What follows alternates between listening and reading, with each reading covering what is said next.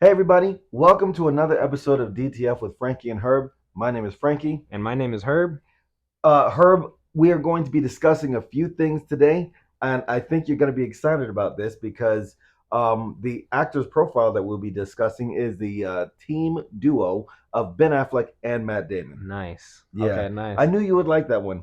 But before that, we got some April movie releases to discuss. These movies will be coming out in the first week of April, and yeah, just a few of those that we're going to discuss. But before we get into that, Frankie, we already know we got to get our question of the day in. All right. Do you have a favorite film duo in Hollywood? Okay. There are a lot to choose from. Especially if you're going to talk about actors or actors and directors. But I'm going to go with George Clooney and Julia Roberts. Okay. They All right, yeah. they were both together in a few things, right? But no, most notable for me is the Ocean's trilogy. Nice. Yeah, Uh, that's a great one. yeah, a little comedy heist movie. It's a heist movie, but there are a lot of funny things in there. But I think they just work really well together. But I think what really does it for them is that they're best friends in real life. Best friends in real life. Like That's cool. recently, they were just on Jimmy Kimmel Live. Together. Yeah, Oh, okay. I haven't seen that one yet. yeah, they were on Jimmy Kimmel Live recently, and Julia Roberts was on there. They were talking about their friendship, and Julia Roberts was made to play a game. Which one is George Clooney? So what Jimmy Kimmel did was blindfold Julia Roberts, and there were like Oh. six guys sitting on stools, and Julia Roberts was feeling their faces, and That's funny. she absolutely pinpointed which one Oh, was she George did. Clooney. Yeah, man. Really nice. Okay. So I think that's what really makes it work. Just one, their acting talents individually and together, but two, just being best friends in real life. Yeah, yeah. I actually that's a great pick, honestly. I didn't think you were gonna choose that one. But I think you already know what I'm gonna say, or at least have an idea. Tell me. James Franco and Seth Rogen. Ah, Yeah, man. I find them so funny individually and as a pair in films. You know, the first time I seen them together was in Pineapple Express. Have you seen that one? I have seen it, and that was the first time I saw them together as well. Yeah, Pineapple Express is a funny ass movie for me. I saw that I think when I was in like in ninth grade, something like that. I wouldn't say I had no business watching it. You know, I'm in high school. I should have, been doing a lot more. But I watched it and I found it funny. You know, their chemistry together is hilarious. And aside from that, they also did This Is the End. Have you seen that one? I actually did not. You did not. We're gonna watch it soon, Yeah, man, we because will. that's a great one. So again, their chemistry is great. They're funny. And then I think their last film together that they had was The Interview That one I when absolutely they saw. assassinated Kim Jong Oh Un. my goodness, that the drama behind that movie was crazy Yeah, you remember that? because the movie was set to release in some month, and I don't know who got word that it was being released, but that word got back to North Korea, Right. and there was this group online that called themselves the Guardians of Peace, Hmm. and they said that if you release this movie in theaters insulting our leader, you know, threats against America. Right. I remember something about like bombing some theaters and stuff. Like they basically said they're gonna take out some of our people. That's not cool. Yeah, it was crazy, but It was a threat. I remember that. And President Obama was in office at the time, and I remember I forgot who it was that pulled it from theaters. I'm pretty sure it was like some big time producer back at the studios mhm. at Sony. But yeah, they pulled it, and they obviously notified the Obama administration, but they were so nervous, they were so scared that they weren't getting no word back. They were like, "Yo, cancel it," and it showed a side of it showed a weakness, I guess, to America because Yeah, North Korea said something. Oh, we pulled out a whole movie because North Korea yeah. said something. So I definitely remember that. I remember they said that Sony Studios was shouldn't have done that because it made us look weak and whatnot. But hey, man, I don't even think it was all that for it to be in theaters. When it actually came out, I thought it was a great movie. It was Straight to funny. DVD. One of the Yeah. best films to ever go straight to DVD. Right? Yeah, yeah. Aside from iRobot, iRobot went straight to. Hey, off topic. We'll get back to that one in another day. But yes, another straight to DVD movie that was fantastic, and I thought it was great in the sense of the chemistry again of James Franco and Seth Rogen. But after that, everything fell off. James Franco got into some trouble. Seth Rogen basically said, "Yeah, we can't work together anymore," and it was this Oof. big thing. Wild, man. Wild. So yeah. So the question for the audience today, we want you all to answer that as well. Do you have a favorite film duo? All right. Chime in on Twitter and on Instagram at Discuss the Film. Let us know. Now, on to our April movie releases. Henry, we got three films that we chosen in the early weeks of April. Starting with this first one, Renfield. What do you think about that one, man? Renfield, I'm actually excited for, man. We watched the trailer together, and one, great cast, right? We've got Aquafina, a comedian, an Asian comedian. We've got Nicholas Holt, right? He was in X-Men First Class. He Yeah, played Beast, and he was in a lot of great things, right? But last but not least, Nick Cage, one and only. the one and only Nick Cage. I am so excited that his career is making a bounce back. It started back with the unbearable weight of massive talent, Mm-hmm. and I'm just so happy to see Nick Cage back in big films. Yeah, absolutely. When I saw Nicolas Cage was going to be in it, I thought it was going to be one of those other, straight to DVDs or straight to Yeah, streaming Nick Cage movies, because that's what he's been doing like literally the past 10 years and whatnot. exactly. But this film looks like it's going to be pretty good in theaters, so I'm definitely going to watch that one. Exactly. So, real quick, it's about Nick Cage plays Dracula, and Renfield is his assistant. And after 90 years of being his assistant, Renfield is trying to get out of being Dracula's assistant, and Nick Cage isn't having it. So, it looks like it's going to be a really funny movie, guys. Go out and check out that trailer. Yeah. Now, onto this next film that I would love to talk about. Super Mario Super comes comes Mario. out April 5th. When I found out that the movie was being made, I thought it would have been great if they made a live action, especially since everything nowadays being live action. But, I would have loved to seen that, but it's all right. I found out that Illumination Studios picked up the movie to create it. And for those who are not familiar with Illumination Studios, they are the creators and founders of Minions. They're the reason why you see your aunt's Facebook always posting posting the Minions every other Friday. And they got a pretty talented cast too. They got Chris Pratt as Super Mario. They got Charlie Day from Sunny in Philadelphia Mm-hmm. as Luigi. They have Jack Black as Bowser. There you Anya Taylor go. Joy from The Queen's Gambit is playing Princess Peach, and we got Keegan Michael Key playing Toad. Great cast. I like each and every one of these actors and actresses.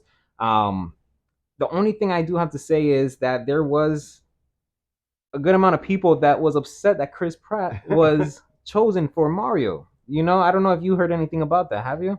I didn't. You didn't. So let me tell you a little bit. So Chris Pratt, I don't know if you know, he has played different roles in animation movies before, Okay. and he did great. He started off great. That's the reason why he keeps getting them. But now we're at a point where it's just like, okay, we've seen and heard enough of Chris Pratt. Like Mario is Italian. You telling me we're gonna hear Chris Pratt speak Italian? So that is something that a lot of people was upset about. But I personally am a fan of Chris Pratt. I think he's gonna make it fun. He's gonna make it fun for all ages and whatnot. The hilarious Charlie Day, so funny. His voice Absolutely. alone is funny. One thousand percent. He's up there with Chris Rock, Chris Tucker, Kevin Hart. That he has this distinct voice that you can hear it and you just know exactly who that guy is. Yeah. And the Jack Black. I don't even need to say much about Jack Black. I love Jack Black. Love him or hate him, you watched him. That's all I can say. Anya Taylor Joy is from Queen's Gambit. Have you seen Queen's Gambit? I haven't. You haven't? Man, you got to get on that one. She is an amazing, amazing actress, and she to the point where it's kind of making me question as to why she was chosen as Princess Peach for this. Mm-hmm. However, it's nice to see that her career is growing and whatnot. And Keegan Michael Key, we already know that he's already part of Key and Peele. Yeah. He's a hilarious man, a hilarious comedian, and I look forward to watching it. One thing I will say about the Super Mario movie, like you mentioned at the beginning, Illumination did pick it up to bring it out, and man, like I would say that Illumination is kind of new in the animation game, Yeah, right? Not they're not brand new, but compared to Disney, DreamWorks. DreamWorks, Pixar, they are quite in their infancy, and to be trusted with Super Mario. Mm-hmm. It says a lot to the stuff that they have done over the years, and man, give it up to them. Yeah, absolutely. Round of applause for Illumination. Round of applause. Let's talk about this next one. Last but not least, man, I am excited about this one. I am Too. excited about this one because this is one of the. So again, my favorite genre is the biopic, Oh yes. right? But this is one of the stories that people have been dying to tell.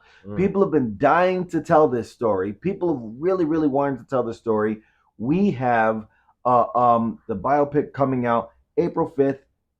Air, the Michael Jordan story. Nice. Yeah, the Michael Jordan story about his well, it's mainly the Nike story on how they were able to grab Michael Jordan to sign on and Be be the face of Air. Yeah, exactly. exactly, man. And look at where Nike is today. It hasn't gone anywhere else, as in the sense of it's not going anywhere. Yeah. Nike is here to stay. Nike is on top of the game with Coca-Cola to soda and everything like that. So that's gonna be very interesting. Very, very interesting. Who is Michael Jordan being played by? Michael Jordan actually is being played by a young man named Michael Delano Young or Michael Delano Young. Um, Geez, lucky kid because literally started his acting career last year. What? Yeah, literally started his acting career just last year, and he has got the role of a lifetime. I'm looking at this now. Not only did he just start last year, aside from this movie coming up, he only has 2 credits. So I'm here thinking that he's done some work last year. This man only done 2, but like you said, an opportunity of a lifetime. Exactly. Because this is gonna be a great movie to play the Michael Jordan, and it's not just any type of person, any character that you're taking the role on. This is a movie with Ben Affleck and Matt Damon. Oh yeah, the cast is stacked in this movie. A lot of people in this movie, alongside Ben Affleck and Matt Damon. Marlon Wayne is going to be in there. Oh, I did see that. Yeah, Marlon yeah. Wayne's Chris Tucker is Okay. going to have a role in this film. Nice. Viola Davis. Actually, it was a demand of Michael Jordan that Viola Davis play his mother. Really? Yeah. Interesting. Wow. Okay. I mean, hey, Viola Davis is the one, man. Viola Davis. The Viola Davis is what Angela Bassett was back then. Playing everybody's mama. But yeah, I also see that Jason Bateman is on there. Jason Bateman, I love him. I think I wouldn't say he's underrated because he's definitely out there. But this is a great cast. I'm looking at the picture. It looks exciting. And I'm really excited to watch this one. We're going into the biopic of the swoosh, Yeah. the infamous Nike mark. I'm making the prediction right now. You guys, put it on your calendars. April 30th. Frankie said it. This will be nominated for Best Picture. Air. Really? Yeah. Okay. I'll hold that to you then. The next Oscars, you bring something to eat. Yeah. Ben Affleck and Matt Damon is on it. I don't think they're just actors in it, but I also believe that they're producers. Ben Affleck is actually the director for this movie. Yeah, he's the director for this movie. Man. Yeah. He's been doing that more often, acting and directing in a lot of his movies, and man, bro, that's a task. That's talent, dude. Yeah. And on top of that, you're dating J-Lo, bro. You're juggling everything.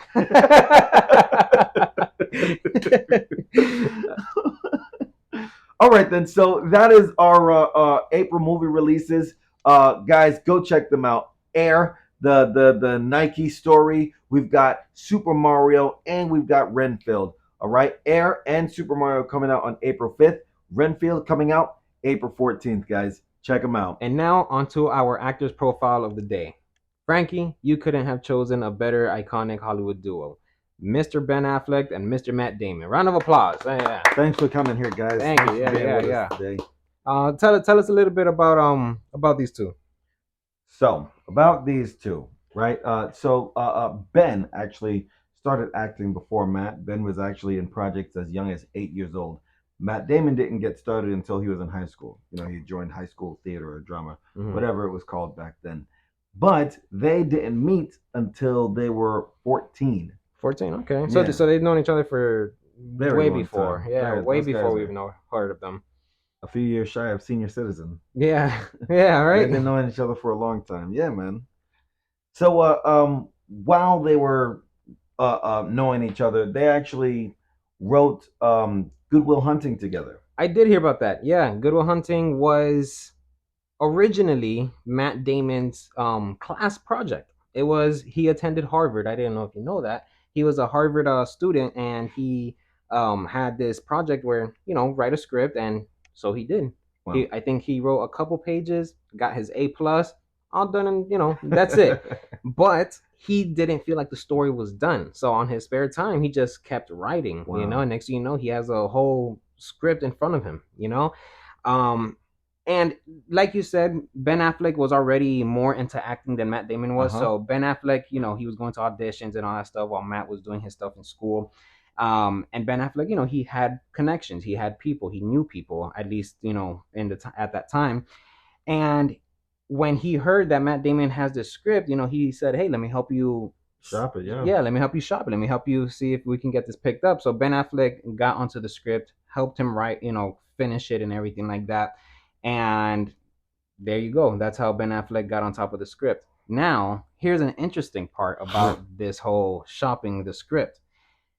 They wanted a studio that would pay attention to everything that they wrote, not just, oh, let me just grab this and make a film about it. No, they wanted somebody that read the script from beginning to end.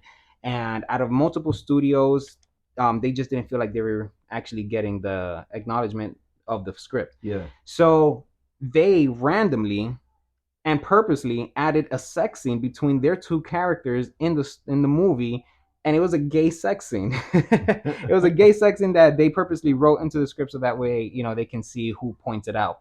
Again, multiple studios wasn't calling it out. They were just saying, yeah, it's a great film, it's a great, we want to pick it up. Yeah. But there's this one company, the Weinstein companies, we don't rep them. They picked it up, but before they picked it up, they said, "Hey guys, we love this, but can we talk about this gay scene? Like, what is it? What's going on here? This happened out of nowhere."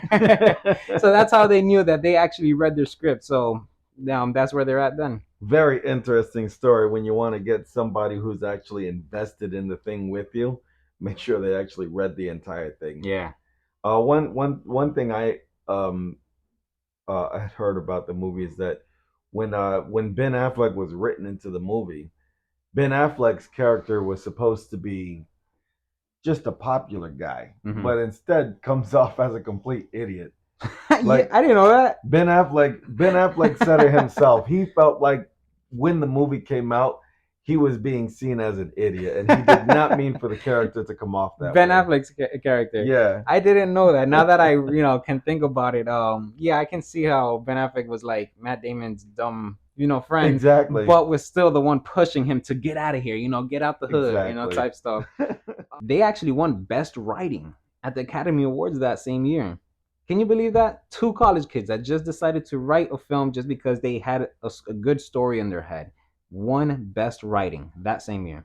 Got to start somewhere. As a matter of fact, Matt Damon was up for an Oscar that year for Best Leading Actor. Yeah, That is interesting. So first movie they wrote, and probably Matt Damon's first lead role. yeah.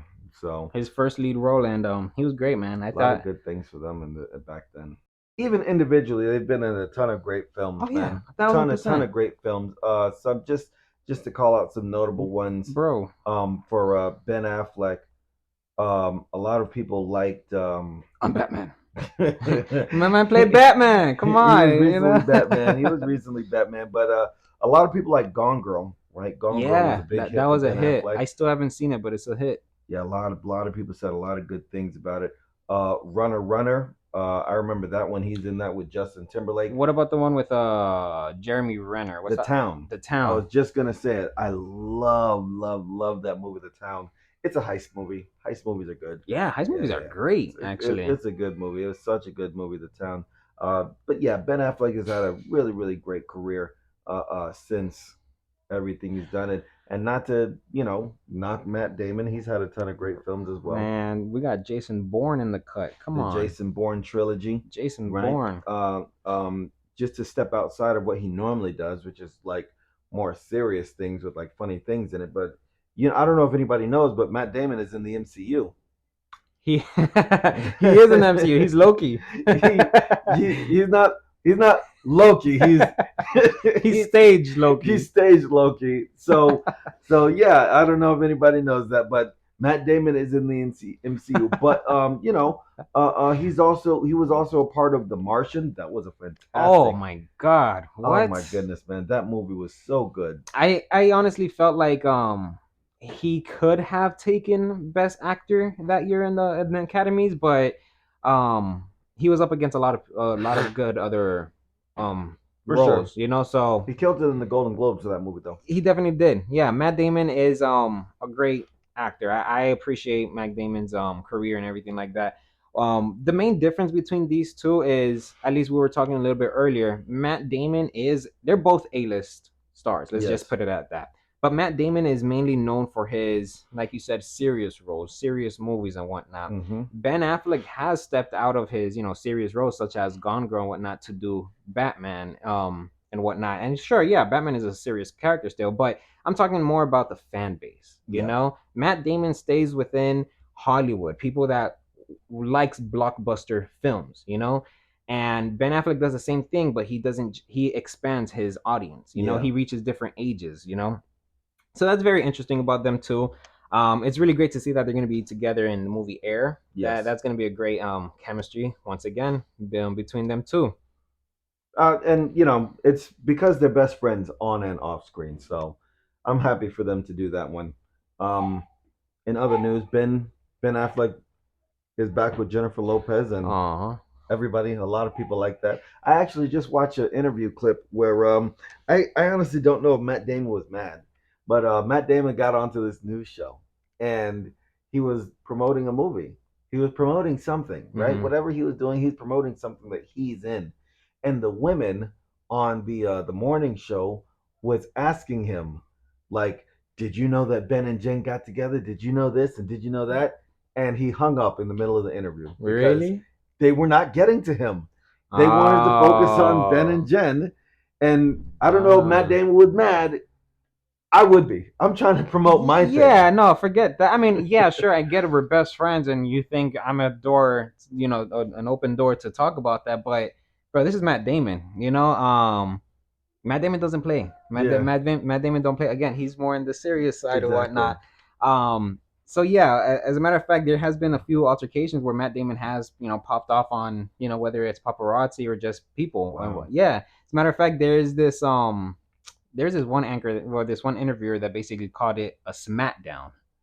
A A smackdown. smackdown, because Matt Damon went off on somebody, and they called it a smackdown. Yeah, And bro, Matt Damon, again, he went to Harvard. yeah. He's very smart. He's very wise, and if you were to see those videos of him going off on somebody, bro, he comes off so like intelligent.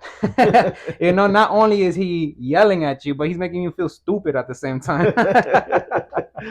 But yeah, so back to the whole Ben and Jennifer Lopez. That was I wouldn't say a shocker. I was like extremely young when they were first together a long ass time Yeah. ago. So I didn't care when they broke up at that time. But when I heard that they got back together, like you said, everybody was happy about it and whatnot. Mm-hmm. But who knows how it really is behind doors? I've seen some videos of J Lo giving him an attitude or vice versa. Bro, I'll tell you this: if their on-screen chemistry says anything, it can't be so great in in real life. Let me tell you something. They Yeah. haven't been in a film for a really long time together. They starred in two movies, one in 2003 and one in 2004. In Oh, 2003, they were in a movie called Gigli, okay. and Ben Affleck plays this Italian muscle man. He's like a hitman or muscle. He's muscle for somebody, Okay. and he wants to get out the game. He wants to get out of that life, and Jennifer Lopez's character is supposed to like encourage him to get out, and they describe it as a romantic comedy. But before Catwoman got worst movie of all time, it was Gigli. Really? That Yes, was that bad? bro. Let me tell you something, man. I tried to watch it. I'm talking like 35, 40 minutes in, and I didn't laugh once. Okay. But they're selling it as a romantic comedy. Okay. But with that being said, they haven't been in anything in a really long time. They are set to star in a new film called Unstoppable. Not many details on that movie out yet. Together? Yeah, they're gonna be in it Really? together, and the movie's called Unstoppable. Not much details out about it yet, um, but hopefully they've gotten better over the years. Hopefully, yeah, man, because yeah, a lot of usually a lot of relationships on screen isn't so well off screen, you know. Mhm. It could, again, they're actors, you know. They could make us think one thing and then again behind closed doors is another. But they're grown ass people, so that's none of our problem. You know, I'm excited for them at least. You know, everyone was happy when they got back together, and hey, so each of their own. Exactly, man. Yeah. And Matt Damon, we couldn't really find much about Matt Damon. You know, he has a very pretty private life, Private life, yeah, which man. is truthfully the type of actors that I like, you know, celebrities that I like to try to get into, because in that mystery of who they are Yes. outside of acting, you Yes. know, I love that, you know. And again, here we are talking about Ben and J Lo, this whole drama and whatnot. But what do we got on Matt Damon? Right. You know, Matt Damon. He has his own private life. He has, and we all know he's an A-list star. His mom is a teacher, so because of that, he definitely supports teachers' rights for rise in pay. You Yeah. know, that's definitely been an issue here in this country for a really long time, and he's one of those celebrities that goes out and says, yes, they do deserve it. Oh yeah. Honestly, the only thing we really could find on Matt Damon is the Jimmy Kimmel feud. Right. Y'all can't see me, but I'm using air quotes when I use the word feud. Yeah. Um, how do you remember of that starting? All I can think about is Jimmy Kimmel just started talking trash about Matt Damon. At first, I thought it was real. So I was very interested in how this started. Also, Jimmy Kimmel talks about it on a few occasions. He doesn't talk about it a lot, but Jimmy Kimmel talks on a few occasions where one show, it was like season 3 or season 4 of his late night show. He was having a really bad show. Like he had on, those animal tamers that come on the show, Right. and they bring out these animals and make the host Right. touch them and do some activity with the animal. It was one of those guys who would come on the show, and it was just a really underwhelming show. Hmm. Jimmy Kimmel is talking to this animal trainer, and he looks at the audience, and no one is engaged. And he just says, "Apologies to Matt Damon, we didn't have enough time." And it was a joke at first. For the audience, Yeah, he said that to the so they audience. can, I guess, like wake up or something. It was just one of his own things. Okay. It's like improvisation, but kind of like turning the joke around on himself. He was Gotcha. he was admitting that it was a bad show. Oh, okay, okay. I Yeah, see what you but mean. instead of just saying that, Yeah. he turned it into a joke. So when he said that, he says that his producer could not stop laughing. His producer just burst out in laughter, couldn't hold it in anymore, and he just started doing it every night. Every episode. At the Yeah, end of every episode, we at the, couldn't get to Matt Damon. exactly. Okay, And yeah. and then it was a little further into his show. Jimmy Kimmel used to date Sarah Silverman, and there was a musical sketch that had been written, created, and at the time I thought it was real. I don't think so anymore, but at the time I thought it was real, where Sarah Silverman is singing a song and she's admitting to having an affair with Matt Damon while Yeah. Jimmy Kimmel was busy hosting his show Right. and someone else's show. He would fly across the He was country. a busy man. Exactly. It was going on for like 2 or 3 weeks where he would not be home. And Sarah Silverman in the song supposedly admits to having an affair with Matt Damon. Right. And if you don't know who Sarah Silverman is, she is a comedian. A funny comedian. Very explicit. She is so Yeah, funny to me. exactly. Jimmy Kimmel did not see it before that happened. Right. And when they come back to the show after the video, this is why I thought it was real. Jimmy Kimmel is visibly upset and goes straight to commercial. I He was oh thrown off. He yeah. was thrown off. And I don't know if you know this, but like I'm pretty sure like a month later or something like that, Jimmy Kimmel did something very much Yeah. like that. I said, I'm Ben effing Ben Affleck. Affleck. Yeah, and in Jimmy Kimmel's version of the song, he got a bunch of celebrities to jump in with him, We're talking Don Cheadle, Dude, that's Robin right. Williams, Josh Groban was in I there, Huey remember Lewis that. was in it. So a bunch of celebrities had come in to get this sort of payback for him on Matt Damon and Sarah Silverman. I remember So that. very, very hilarious thing that was like, man, I now I can laugh about it, but I'm a big Jimmy Kimmel fan, and I was really upset with Matt Damon for a few years. Yeah, and even after that, many years later, so the whole joke about, oh, we weren't able to have Matt Damon. Now the whole joke is that Matt Damon is trying to get on the show. Matt Damon Exactly. is trying to be interviewed by Jimmy Kimmel, and the whole feud is like, no, no, get out of here, loser. Like I got nothing for you. And it's very funny. You got to go on YouTube and just watch the whole Jimmy Kimmel Matt Damon feud to really understand why it's funny, and why it's a continuous skit that they're doing. To the point where Jimmy Kimmel will even bring it up during the Oscars. Exactly. So that says a lot. But that was our actors profile, Mr. Matt Damon and Mr. Ben Affleck. Round of applause once again. Thanks, Thank you, guys. guys. But now, Frankie, I really want to get into our movie of the week. You chose an amazing actor's profile for today, and I'm going to stay within that actor's profile's career. So, today we'll be talking about the Oscar winning film Good Will Hunting, written by none the other Ben Affleck and Matt Damon. Oh yeah. Good Will Hunting is a critically acclaimed and beloved film that tells the story of a young and brilliant but troubled janitor named Will Hunting, played by Matt Damon. Will is a mathematical genius who spends his days mopping floors at MIT, but spends his nights hanging out with his friends Ben Affleck and getting into trouble. As the story unfolds, we will see Will struggle with his past traumas and insecurities while forming a close bond with his therapist, played by Robin Williams, who has an Oscar winning performance. Along the way, we see him fall in love with a Harvard student named Skylar, played by Minnie Driver, and witness the power of friendship, love, and human connection in helping someone overcome their demons. Good Will Hunting is a beautiful and moving film that touches on themes of mental health, self discovery, and the power of human connection. It's a must see for anyone who enjoys a great story, nuanced characters, and exceptional performances. So grab some popcorn and settle in for an emotional and unforgettable journey with Will Hunting. Unforgettable is right, Herb. I remember the first time I saw that movie, man. Uh, uh, it was easy to tell the things that that movie was going to do, Oh, all the yeah. awards it was going to get nominated for, Mm-hmm. and end up winning.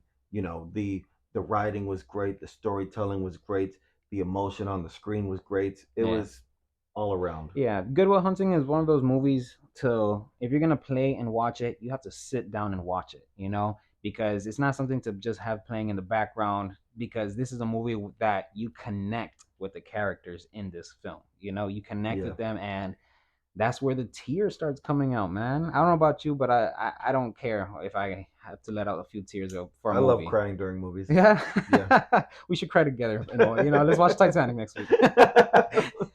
But yeah, that was our actors profile and movie of the week: Ben Affleck and Matt Damon. Oh yeah, guys. So definitely check out our April movie releases. We hope you go to see them. Air coming out April 5th, Super Mario coming out April 5th, and Renfield coming out April 14th. And don't forget about our question of the day: who is your favorite film duo? If you actually have a least favorite, let us know. Reach out to us on Twitter and Instagram at Discuss the Film. My name is Frankie. And I'm Herb. We'll talk to you again soon.